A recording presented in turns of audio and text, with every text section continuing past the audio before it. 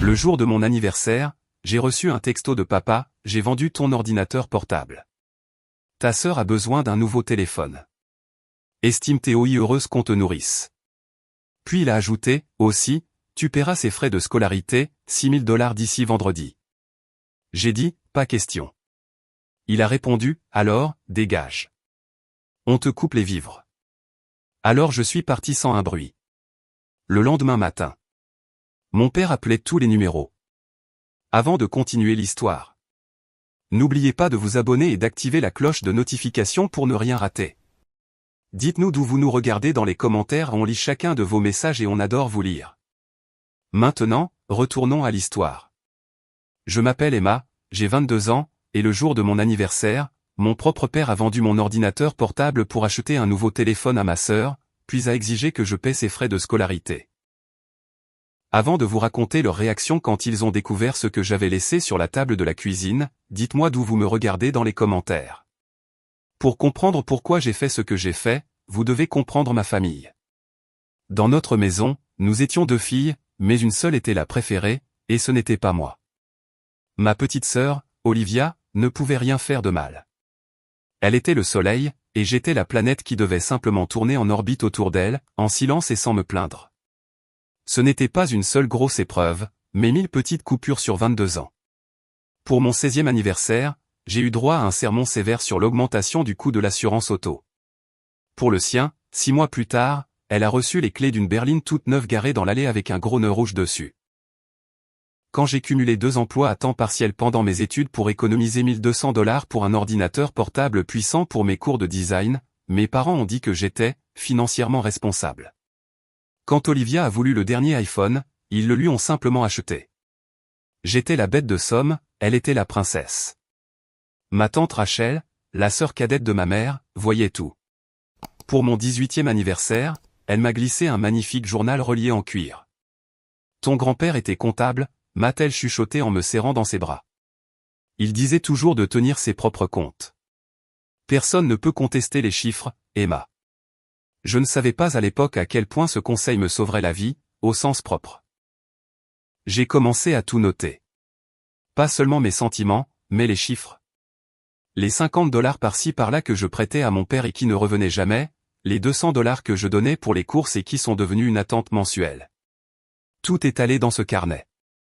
Le jour où tout a explosé, c'était mon 22e anniversaire. J'étais dans mon dernier semestre d'université, un semestre brutal. Ma thèse devait être rendue dans 1 mois, et toute ma vie était sur cet ordinateur. J'étais à la bibliothèque quand mon téléphone a vibré. C'était un texto de mon père, j'ai vendu ton ordinateur portable.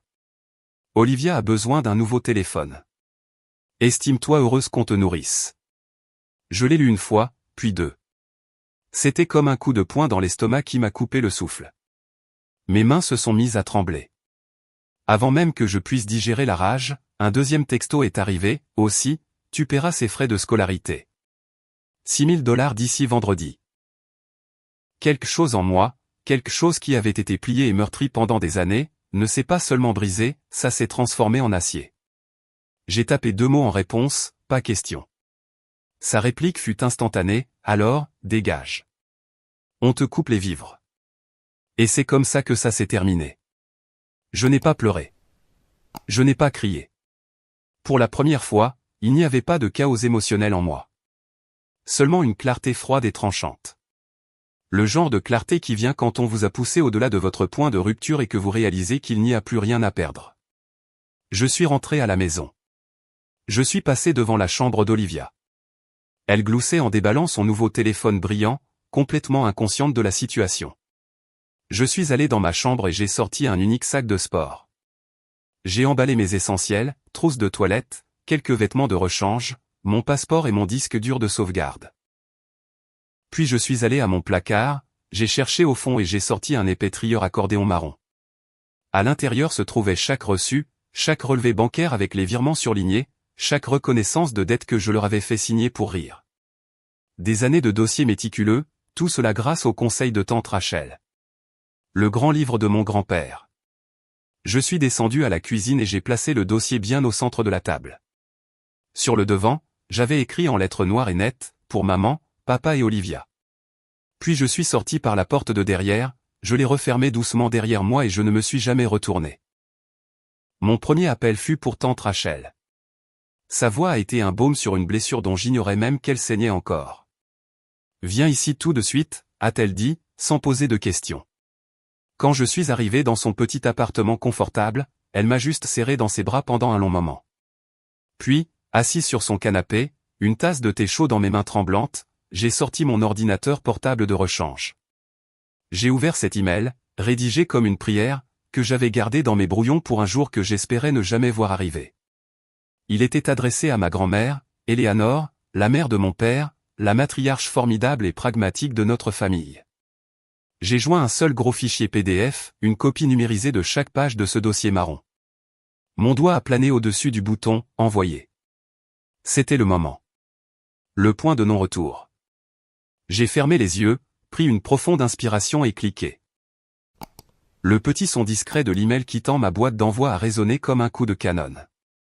Le lendemain matin, le téléphone de ma tante a sonné. C'était ma mère, hystérique. Je n'avais pas besoin d'entendre les mots pour savoir ce qui se passait. Je pouvais l'imaginer parfaitement. Olivia, descendant probablement pour le petit déjeuner, aurait été la première à voir le dossier. Elle l'aurait ouvert par curiosité.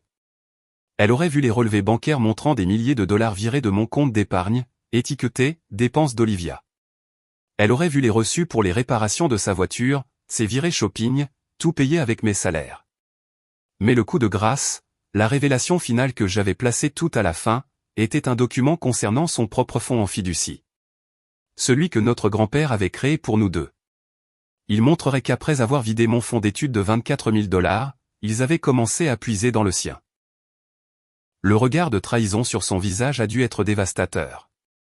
La prise de conscience qu'elle n'était pas seulement la préférée, mais qu'elle était un pion, tout comme moi, utilisé pour nous empêcher de comparer nos notes. Je pouvais imaginer mon père, son visage passant du rouge au blanc en réalisant que ce n'était pas juste une note de colère, c'était un acte d'accusation. Le début de mon histoire, c'était ses appels paniqués. Il appelait probablement toute la famille, essayant de déformer l'histoire, essayant de me peindre comme la fille ingrate et instable.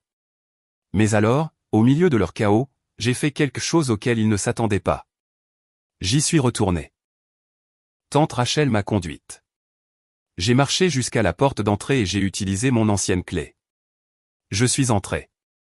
Ils étaient tous les trois dans le salon, figés dans un tableau de panique et d'accusation.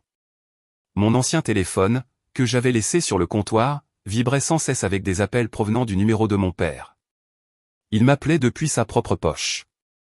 Il m'a vu et son visage s'est tordu d'un mélange de fureur et de soulagement. Emma, Dieu merci, tu as retrouvé la raison. Maintenant, arrête ces bêtises. J'ai levé la main. J'ai oublié quelque chose, ai-je dit, d'une voix égale.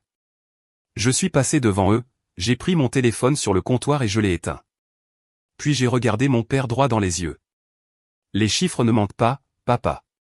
Et juste à ce moment-là, comme par un signal, la sonnette a retenti. C'est moi qui ai ouvert.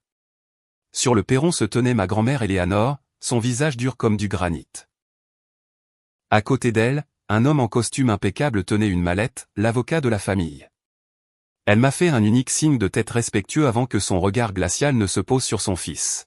« Franck », dit-elle, sa voix tranchant dans la tension. Emma a eu l'amabilité de me fournir une comptabilité complète de votre gestion des fonds en fiducie de la famille. En tant que fiduciaire principal, je vous informe que vous êtes démis de vos fonctions, avec effet immédiat. Monsieur Davis ici présent s'occupera de la transition. Nous mènerons un audit complet, et tous les fonds détournés seront restitués au compte d'Emma et d'Olivia. Est-ce que tu as compris? Mon père la fixait, sa bouche s'ouvrant et se fermant comme un poisson. Ma mère a éclaté en sanglots. Le pouvoir dans la pièce avait basculé si complètement que le silence était presque total. Je n'avais pas eu besoin d'être sauvé. J'avais simplement fait appel à la loi pour témoigner de la vérité que j'avais déjà exposée. Un jour plus tard, j'ai retrouvé Olivia dans un café neutre. Elle avait l'air petite et brisée. « Je suis tellement désolée, Emma », a-t-elle murmuré, tordant une serviette entre ses mains.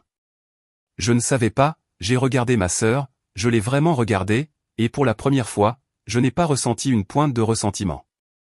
J'ai juste ressenti une tristesse silencieuse pour nous deux. Ce n'est pas ta faute, ai-je dit, et je le pensais. Tu étais leur trophée, et j'étais leur banque. Nous n'étions que des outils différents pour eux. Mais à partir de maintenant, ai-je dit en la regardant dans les yeux, on se dit la vérité. C'était la première brique fragile d'une nouvelle fondation. 1 an plus tard, pour mon 23e anniversaire, ma vie ne ressemblait en rien à ce que j'aurais pu imaginer. J'avais un bon travail dans une agence de marketing, pas le travail de mes rêves, mais c'était le mien, et je l'avais mérité. Ma relation avec Olivia était en cours de reconstruction. Nous suivions une thérapie ensemble, apprenant à être des sœurs sans le poison de nos parents entre nous. C'était difficile, mais c'était réel. Ma fête d'anniversaire était une petite réception dans mon propre appartement. C'était modeste, mais chaque chose à l'intérieur, je l'avais payé moi-même. À la fin de la soirée, ma grand-mère m'a tendu une épaisse enveloppe. À l'intérieur, il n'y avait pas d'argent, mais un acte de propriété. L'acte de propriété d'un petit chalet dans les montagnes que mon grand-père avait acheté des années auparavant, celui qu'il avait toujours dit qu'il gardait pour moi. Ce n'est pas un cadeau, Emma, dit-elle, sa voix plus douce que je ne l'avais jamais entendue. C'est un outil. Va construire ce que tu veux avec. Ce soir, en vous racontant cela, je repense à ce terrible texto d'anniversaire. Mon père m'a pris mon ordinateur, mes économies, mon sentiment de sécurité. Mais il m'a donné quelque chose de bien plus précieux en retour, ma liberté. Il pensait me couper les vivres, mais tout ce qu'il a fait, c'est couper la dernière chaîne qui me retenait à une vie qui me tuait à petit feu. Mon histoire ne parle pas de ce que j'ai perdu. Elle parle de ce que j'ai enfin été libre de construire. Merci beaucoup d'avoir écouté mon histoire. Le chemin a été long, et la partager m'aide. J'ai une question pour vous tous, avez-vous déjà dû fixer une limite ferme avec votre famille pour protéger votre propre paix intérieure? Racontez-moi votre expérience dans les commentaires ci-dessous. Et si cette histoire a résonné en vous, n'hésitez pas à laisser un like et à vous abonner pour en voir plus. Ça compte énormément pour moi.